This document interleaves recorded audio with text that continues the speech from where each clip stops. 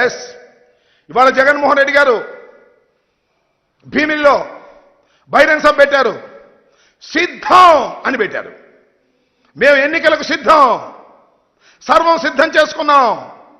మా 175 మంది అభ్యర్థులు సిద్ధం, 25 మంది పార్లమెంటు సభ్యులు సిద్ధం. మేము సిద్ధంగా ఉన్నాము, ప్రజలకు మేలు చేశాము, రాబోయే ఎన్నికలకు అడుగులు వేస్తున్నాము, మేము సిద్ధంగా ఉన్నాము అని చెబుతుంటే చంద్రబాబు నాయుడు గారు అంటున్నాడు సిద్ధం అని. చంద్రబాబు నాయుడు గారే కాదు,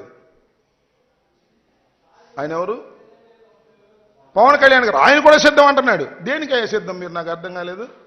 మీ ఇద్దరు కలిసి కూర్చుని మాట్లాడుకుని సీట్లే అనౌన్స్ చేయలేనటువంటి దౌర్భాగ్యమైన పరిస్థితిలో ఉన్నారో, డ్రామా ఆడుతున్నారో తెలియదు నీకు.